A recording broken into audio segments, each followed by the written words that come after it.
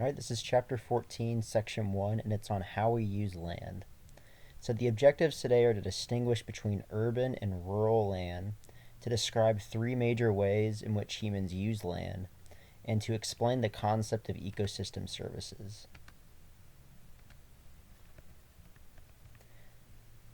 So, we use land for many different purposes.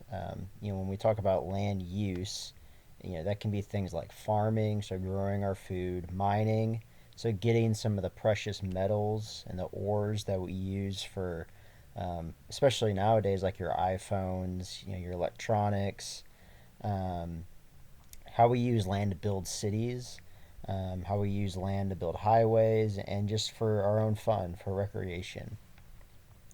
Related to land use is land cover. So, land cover is talking more specifically about what is actually covering or on the land.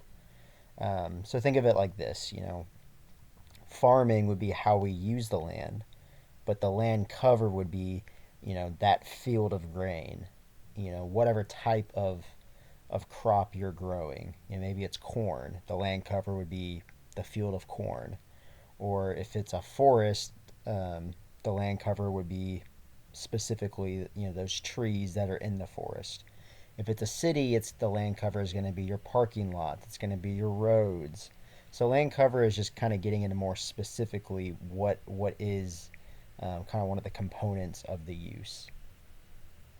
And there's going to be, as I mentioned up here, there's many different types of land cover, and certainly this land cover and the purposes of the land isn't exhaustive. There's other ones that exist. Code word lemon. All right, so this is a graphic showing you percentages on how we use land.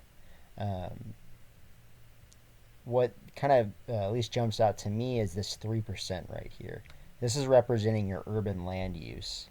Urban land being anything, typically it's anything that's above 2,500 people in an area.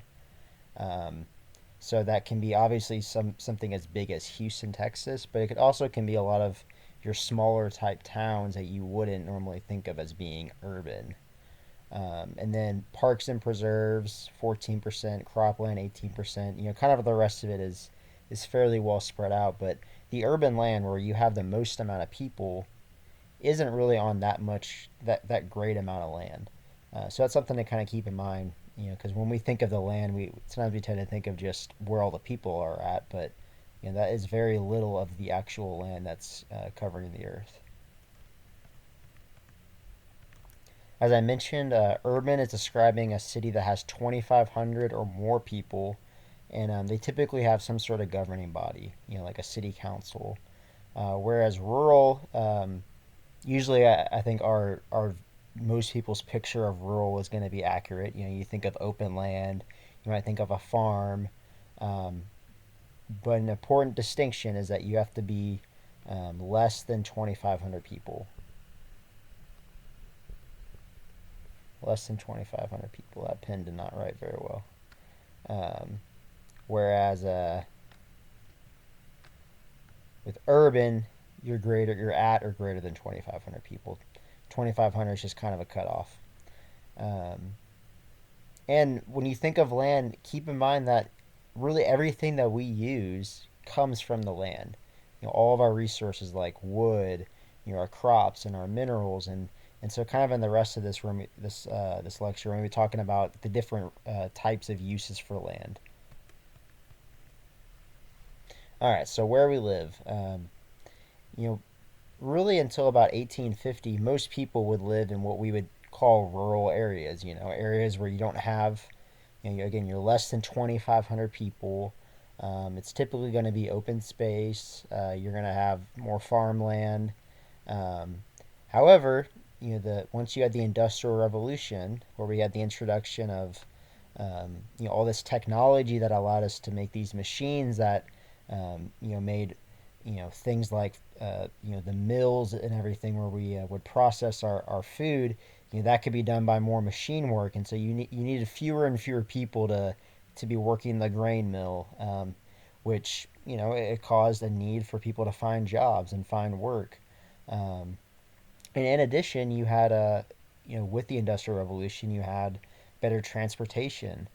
So you could have a factory, way out in the boonies, out in some rural land, and that factory could, better transport its goods into, some big city that has more people there. So as machines eliminated jobs, you had people leaving. They say thousands. I mean, they literally mean thousands upon thousands of rural jobs being eliminated, and so people start moving into the cities to find some sort of other work. And so during the 20th century, you see this massive growth in your urban areas, your cities, areas like Houston and other cities. And so, kind of specifically to put a range on it, between 1880 and 1950, what we think of as developed countries, countries like the U.S., especially Europe, some countries in South America, um, around 1880 to 1950 is whenever that process of this mass migration of people from rural to urban areas happened. And then, however, currently this migration is starting to happen in your developing countries, like many of your African and some of your Asian countries. And this is a kind of a cool graphic showing you the percentage of the population in each of your different continents that are living in urban versus rural land. And something that at least jumped out to me was for urban in South America. South America had the largest percent of their population living in an urban area, so above 80%. So, number one wasn't Europe or wasn't North America, but actually South America. Um, Another interesting fact is that Europe is a decent amount lower than South America. Over 10 percentage points lower. And then more of your developing countries like Africa or developing continents like Africa and Asia, you have this shift going on where you're having more of the urban population going towards your rural population. However, still the rural populations dominate. Code word SEC.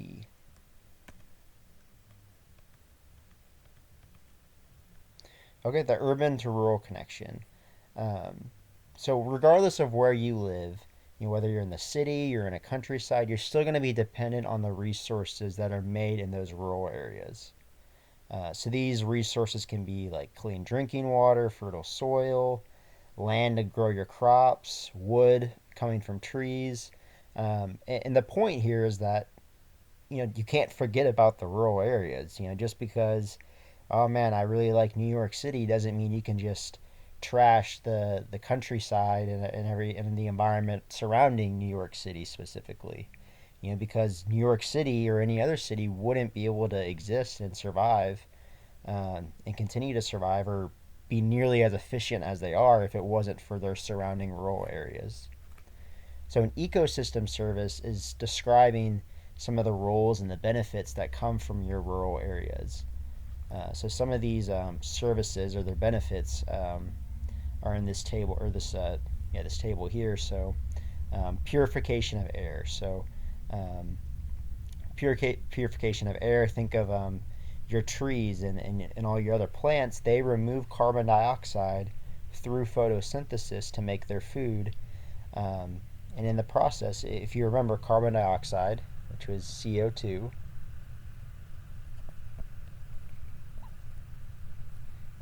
man, I got a new pen today, and I must say I'm not too happy with this guy.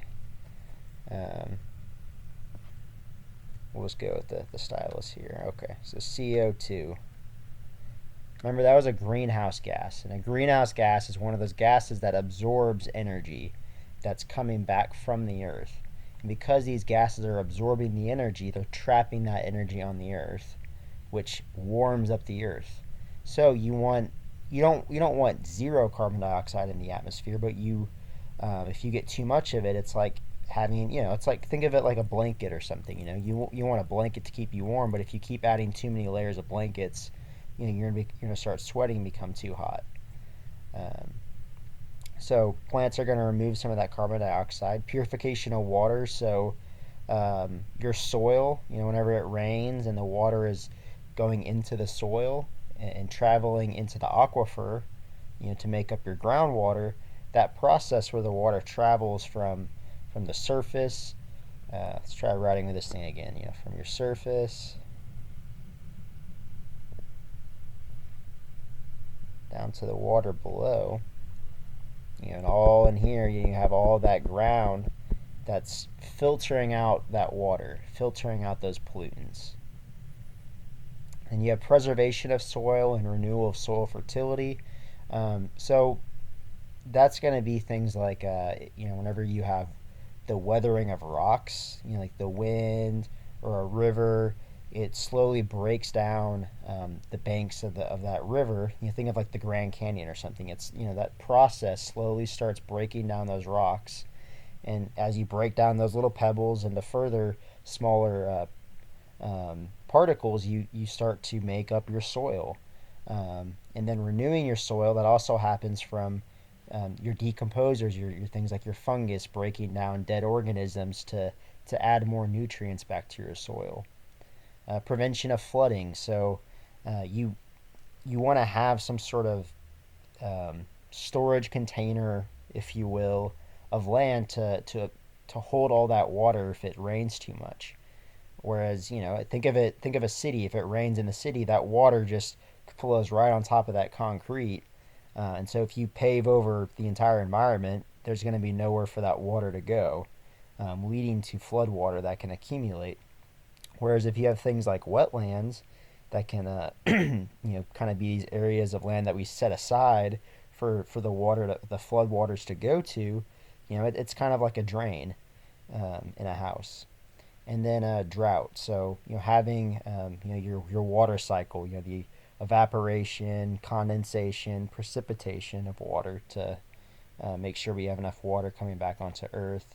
Regulation of climate, so that's going to be what I mentioned a little bit with the CO2 from your plants, as well as the oceans absorb a lot of heat. So making sure that we're not having too much heat going back in our atmosphere. Maintenance of biodiversity. So just the idea of a well-functioning ecosystem. So making sure you don't have only one animal species that is kind of dominating the entire landscape and being some sort of pest, but making sure there's a balance of species going on where one think of a food a food web, or this eats this and this thing eats this thing eats this thing eats this, and there's kind of a balance of powers going on amongst all your animals. So that's going to help with fishing industries, or hunting, making sure we have enough of your different animals for food, or for research purposes, making sure we have enough different types of plants and animals that we can learn about to aid scientific research and developing medicines. And then movement and cycling of nutrients, that's related to your decomposers, as is the decomposition of waste. And then really the final thing is going to be aesthetic beauty. So there's just something to be said about getting to enjoy the sunset or getting to enjoy a beautiful view.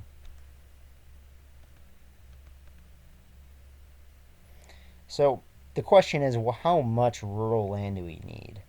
Because at the end of the day, we need our urban areas, just because that's kind of how our modern day society functions. But how much rural area do we need? And so that's going to depend on some different factors. So it's going to depend on what your standard of living is. So how much energy do you use? How much water do you need? Um, but if you were to choose the average person in your average developed country, they're going to need enough, for all the ecosystem services that person's going to need. They're going to need about 8 hectares of land.